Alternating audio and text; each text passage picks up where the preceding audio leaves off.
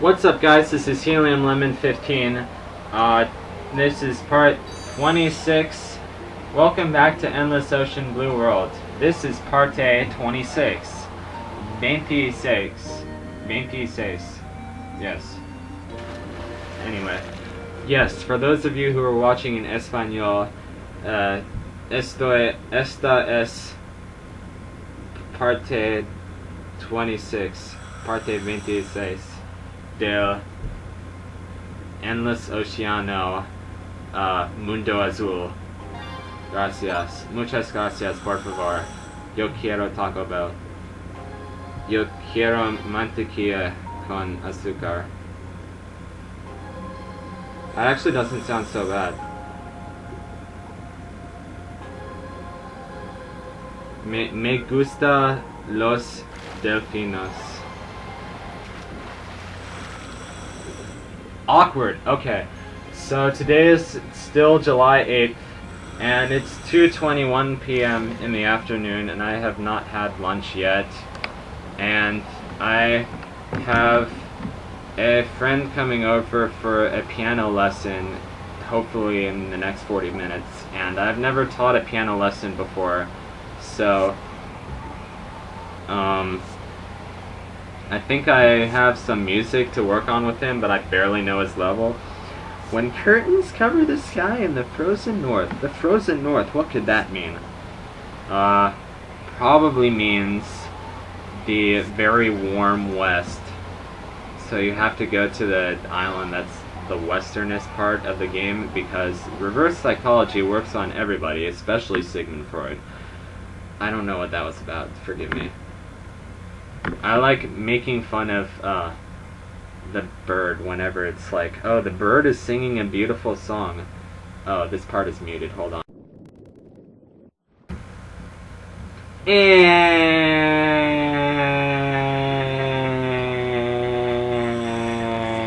And we're back. Yeah, so whenever the bird is singing a beautiful song, I like to just make fun of it and sing. You know, for example, that one was when curtains cover the sky in the frozen north. So when I'm playing the game, I just like to go, when curtains cover the sky in the frozen north. I think I was doing that 2 days ago, or whenever it was that I was recording, 2 or 3 days ago. And my dad just kind of looked at me. He was like, what? Maybe my dad didn't actually look at me. No, I don't think so, but I saw my dad walking by, and like, I don't think he actually reacted, but like, I have this thing where I just kind of imagine people's judgment, because people are always judging me. No, but in reality, I'm always judging myself. And that is something that I have learned recently, that I am very self-conscious, and I need to let go of my self-doubt and my insecurities, and because they're feeding into my anxiety. I don't know, something like that. Maybe I just need a therapist. Maybe my therapist is my cat.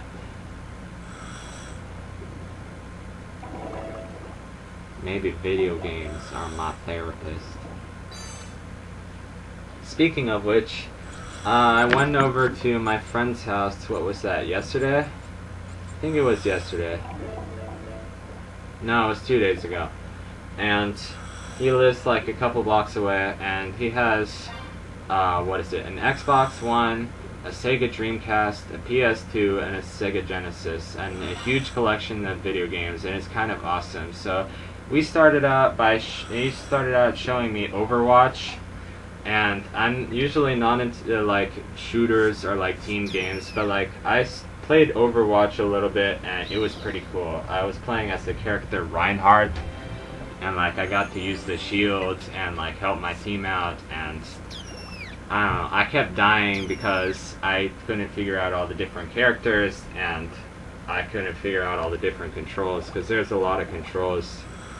But I think if I spent long enough with that game, I would get used to it. The only problem is I don't have an Xbox One, and I'm not big into like, as you can probably tell, I'm not big into like multiplayer games. I'm pretty much for like the very solitary, like, you know, explore your way through and puzzle your way through Metroid Prime style games. And I've been playing Metroid Prime for like the last 6 months, never having played a Metroid game before, and I'm enjoying it so much. And by the way, here's a treasure. But yes, we played Overwatch, and I really liked Overwatch, and maybe I can play Overwatch the next time I'm at his house. But I was looking through his collection of PS2 games, and Crash Bandicoot caught my eye because I've watched like maybe 1 or 2 videos of Crash Bandicoot in the past, and it's just like, you know, a cool little platformer, you know, kind of retro style 3D platformer, which is one of my favorite style video game. But anyway, I sat down with Crash Warped, I think it's called, Crash Bandicoot Warped. Is that like the second game? I don't know. But yeah, it's just, I played through the game and it was mad fun, and I beat like the first 2 levels, and there was like, you know, the little medieval castle levels that you just kind of romp through and like whack the guys who are like spinning their swords around, and then there's like the tiger levels where you run through like the Great Wall of China, and like there's people, like really weird people running around, and Chinese dragons. And then there's like I think there was one level where you rode like a dolphin or something, and there was one level where it was like Crash Bandicoot, or Crash was riding a motorcycle in like a race. And then, yeah, it was just fun. And then there was one level where you're just kind of like exploring a tomb, and that was a cool level. So yeah, I beat the first 2 levels, like the first 2 worlds out of 5. And my friend was really impressed. He was like, dude, you beat the first 2 worlds out of 5. And that's your first time playing the game. And he was talking about, like, we were talking about how he likes to be very perfectionist, like go back and get every single box so that you can get the gem.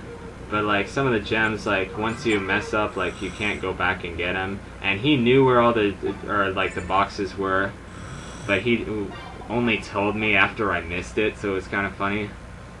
Anyway, more on that subject later. Thank you guys for watching, and I will see you guys in the next episode of Endless Ocean Blue World. Goodbye.